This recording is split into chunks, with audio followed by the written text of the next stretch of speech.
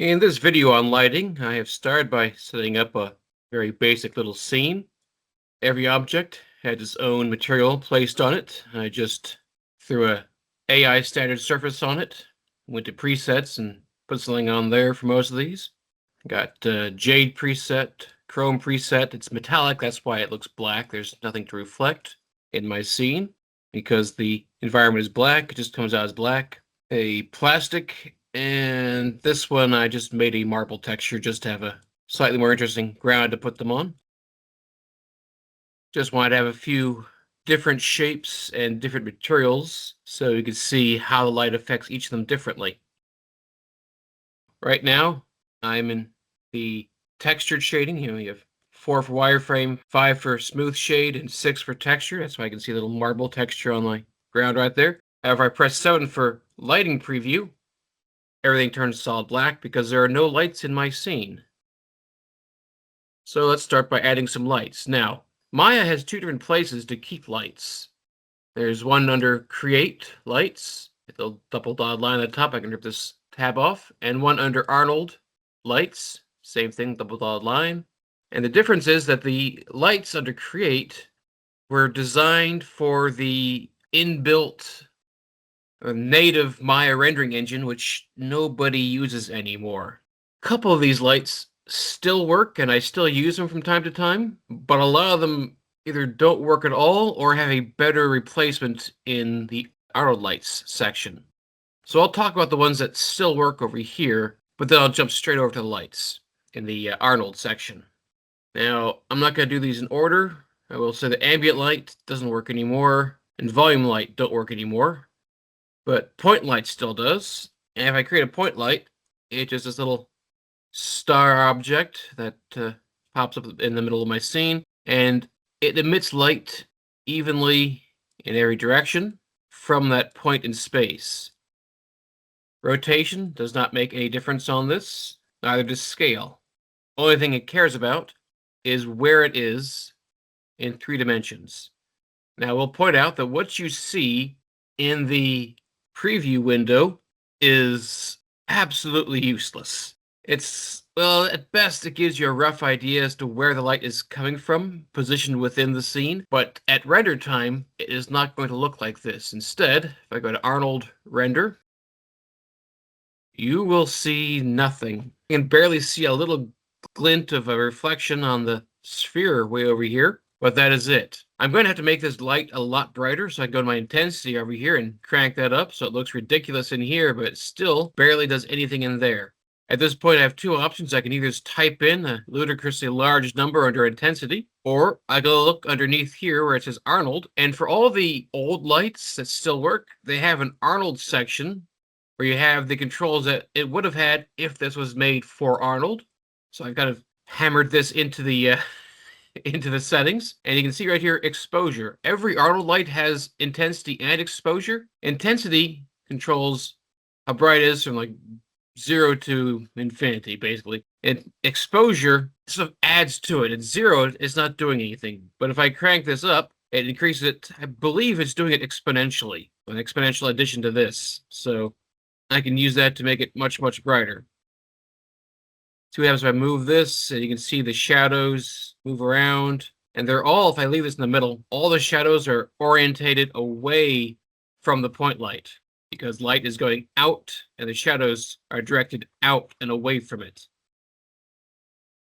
I'll delete that. Next one I want to talk about is the directional light. I talk about this one second because it's a bit different from the point light. It is a little weird in that it is not concerned with position. You notice I can move this back and forth, and my lighting here looks exactly the same. I can also scale it, and the lighting looks exactly the same.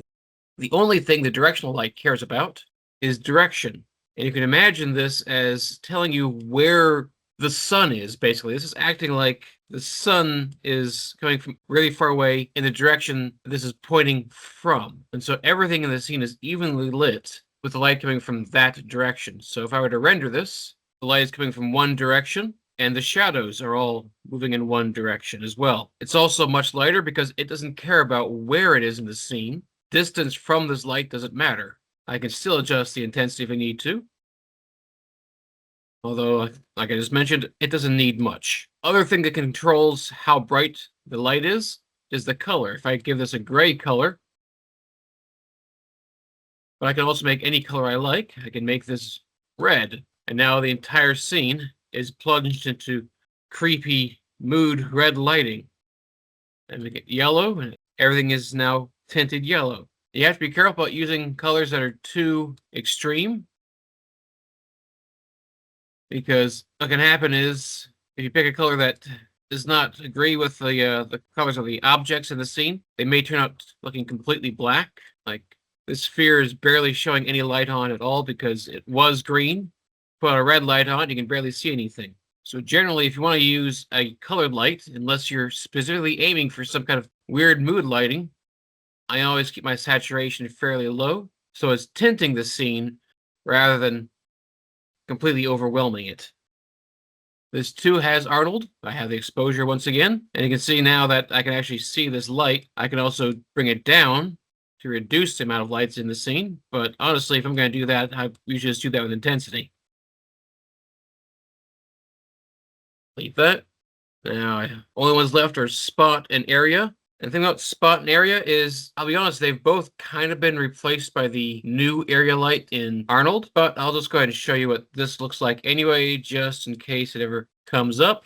The spotlight, as one might expect, projects a spot of light into the scene, same way a spotlight would in real life. And just like before, I've got control with intensity over here. Oops, I've got Arnold down there if I want to change the exposure. If I hit Arnold Render, you can see it's too dim. If I increase my intensity a bunch, it's still too dim. Most of these lights start off really, really dim. There. Now I can actually see the spotlight. And you can see the difference between here and here. There's a lot of things in here that just don't really match up with what I'm seeing in my main window versus the Arnold. Now, a couple things about the spotlight. It cares about position and rotation. If I were to scale this, it would just get bigger and bigger until it filled up the same space as this light spot on the ground. It is not going to make that light spot any bigger. You can make it bigger by moving this farther away, but then it also gets dimmer as it gets farther away. Or I can increase my cone angle, and that will make the spotlight wider and the spot it shines on the ground bigger. Beneath cone angle is penumbra angle. If I increase this from 0 into positive numbers, it blurs the light outwards and gives us a softer edge. If we move it into negative numbers, it blurs the light inwards to give it a softer edge. Set this back to 0 and it remains that sharp edge on the outside.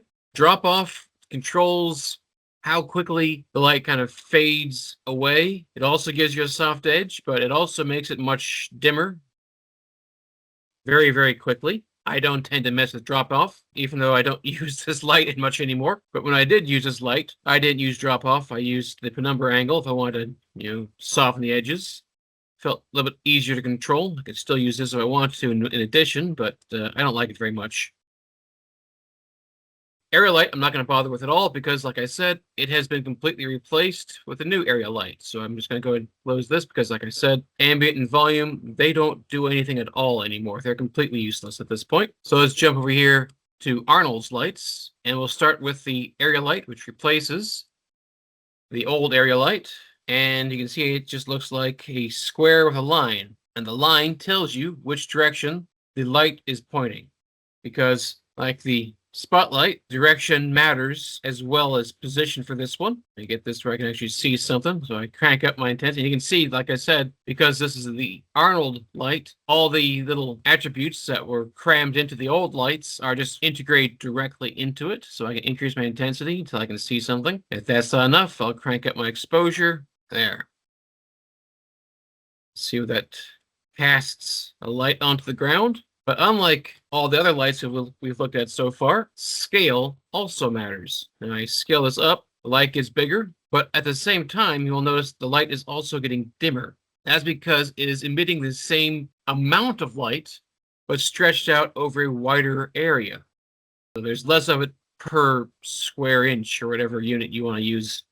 You can also scale this in 2 different directions instead of just evenly from the center. So I can make this long, narrow line of light, like a fluorescent light bulb. And you can see what that does to the lighting and to the highlights on my objects.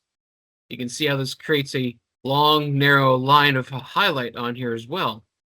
This has long been a popular trick in car advertisements. They'll use fluorescent lighting to create this long line of light that follows the curves in order to really highlight the shape of the car in photographs and such. So you can fake that in Maya with a stretched out area light. I'm just going to set my scale back to normal. So the square again, you can see also the highlight is more of a square shape. When this is square, instead of just being a little dot, it's kind of stretched out a bit. You can see a bit more here for some reason. I guess because it's a simplified version. Now, I mentioned that this has also replaced the spotlight. That's because if I go to the settings for that, right now the light shape is set to quad, but I can change this into a cylinder. And now it's just a tube shape. If I need a tube shape for something, this is emitting light away from the surface of this cylinder. Or I can use a disc shape, and this is basically the same thing as a spotlight. Beneath that is spread, and that's how I can change for. So I can change how far the light spreads away, like that. Get more control of where this is exactly, so you can see that circle of light because this is a disc shape. You turn it into a perfect spot, so just going straight down from that little circle up here. And I'm going to change this back to a quad real quick because, like everything else, you can change the color. But this one's got a neat little trick where not just the color, but you can assign a file to it. And I'm just going to find my stained glass window right here and make this bigger. And it will actually project that stained glass image onto the ground or wherever else is pointing. So you can make a scene. You don't have to actually build a stained glass window. You just have to put the color for the stained glass window on a light and project it into your scene. It'll look like it's passing through the glass and projecting those colors. So you can still increase your spread if you want, make it a bit blurry. So it spreads out a bit more from the center, but that does make this a bit hard to see. And while I've got my stained glass set up right here, I'm going to show you another neat trick you can do with lights in Maya. Right here, the clapper board with the, there it is, with the clapper boards up here. We want the gear, display render settings, open that up. And under Arnold Renderer, it's tab right there. I'm going to look for environment, atmosphere, click a little checkerboard next to that. And I think it's atmospheric volume I'm looking for. We check. Yeah, I think that's the one. And by increasing my density, I can create a fog in my scene. And because it's using the color from the stained glass window, it's actually projecting that color into the fog. It has shadows from the light's being blocked by the ground plane and by the cylinder inside of it. I'll make this look even more interesting. I can click the little checkerboard next to color, 3D textures, and there is a cloud, procedural cloud texture in here. And when that's created, it creates this little cube right there. If I move this cube around, it controls where the cloud texture is, and you can move it around. You can see the effect in here. I can scale it so that the cloud texture is larger.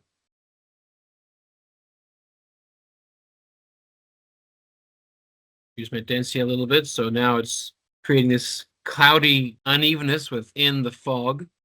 And if you animate the position of this so the clouds slowly drift through your scene, almost barely make that out in those dots. Anyway, just wanted to show that real quick. Delete that, delete this, break that. There we go. Now, next on the list is the Sky Dome light. And I'll be honest, this is the one that I use most often. It is great for just throwing environmental lights into my scene. So first of all, once I got that created, I go into my color right here, checkerboard, and I need to find a file that will work for this. And one of the ones I tend to use most often, you've probably seen it before, is my tropical beach. And this creates a sphere around the entire scene with a picture of a tropical beach on it. This is an HDR image, high dynamic range image. You can find these online. You can find them for free.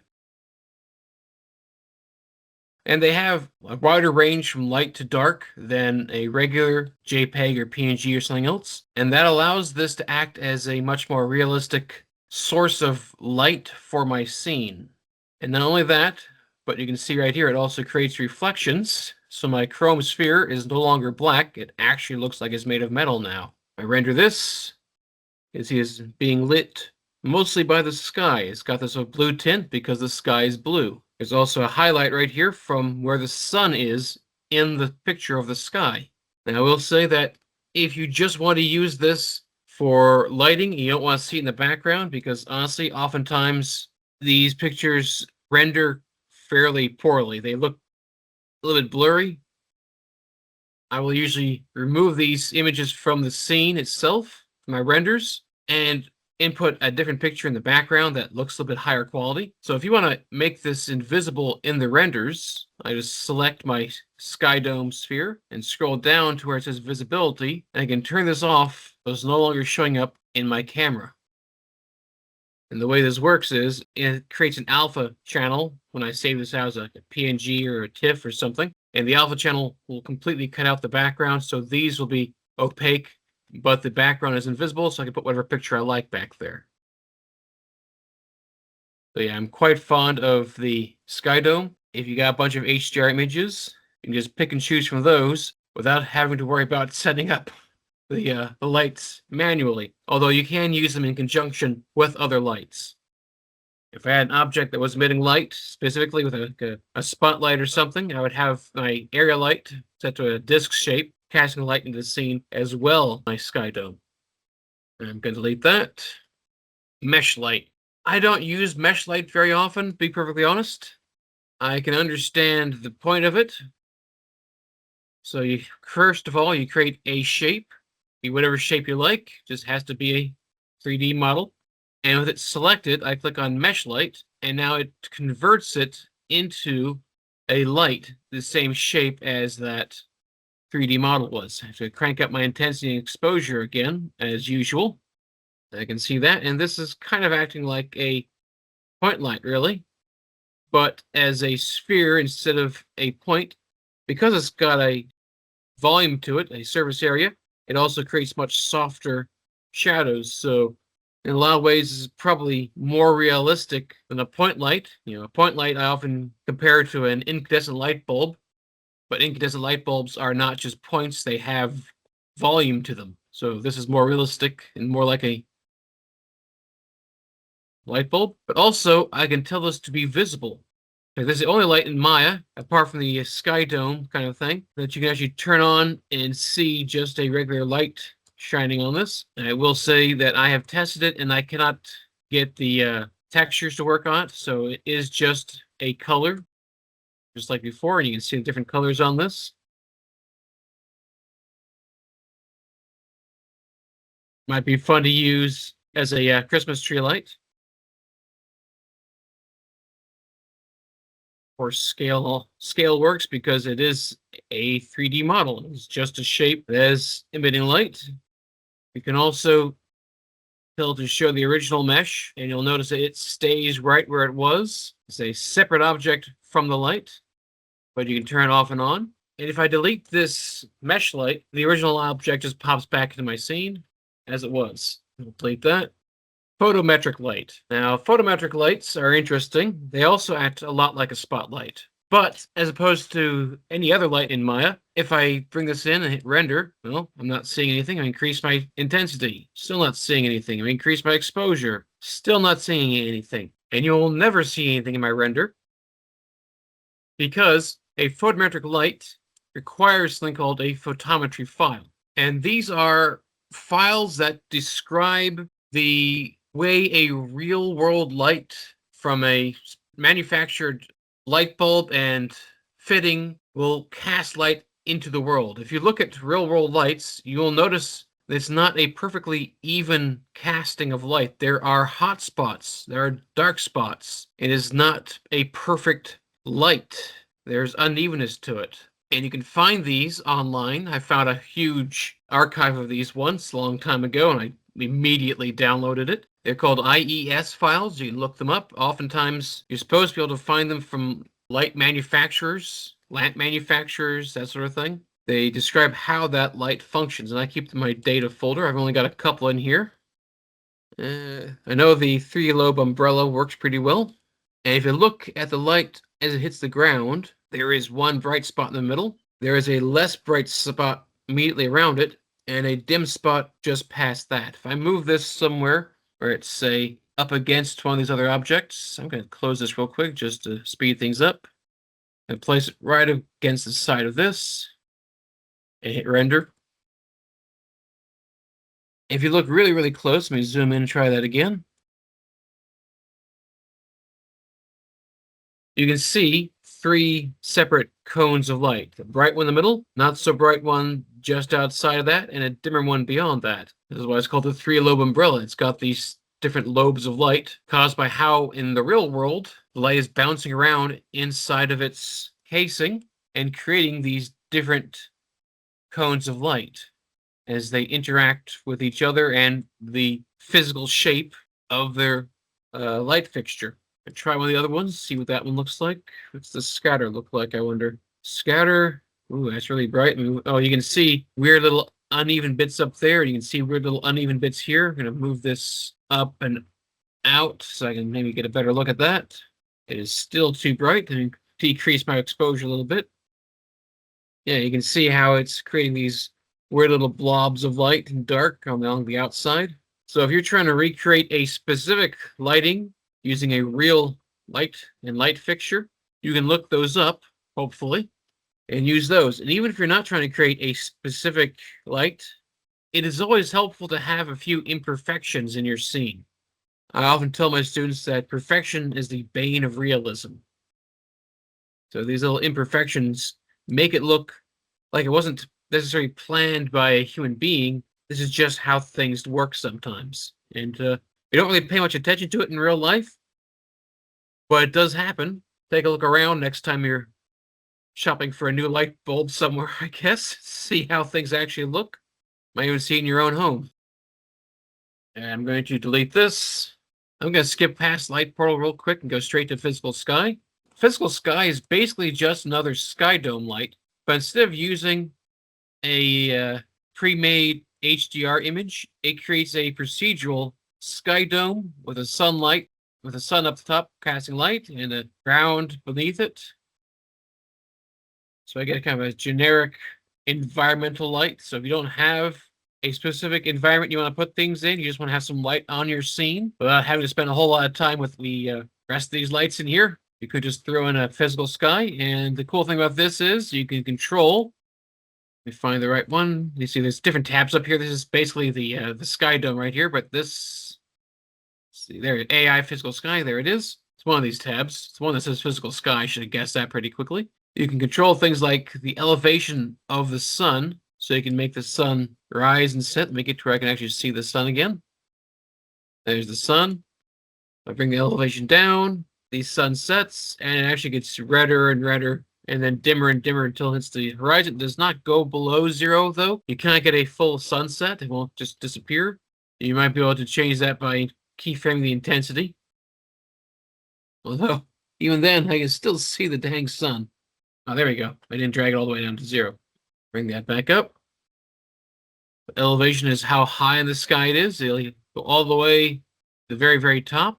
So high noon, I guess. And now it's shining down from directly above, all the way down to the horizon. Azimuth controls where it is. Make this down a little bit further again so you can see it again. There you go. Azimuth controls where it is along the horizon, so you can rotate the sky around like that. And things like turbidity control how foggy the sky is. So I get this so I can see a bit more of the sky. So you have more overcast or completely clear blue sky, depending on your turbidity. You can change the size of your sun. You can tint the color of the sun. To be honest, it doesn't really show up that great here, but it does make the light that color.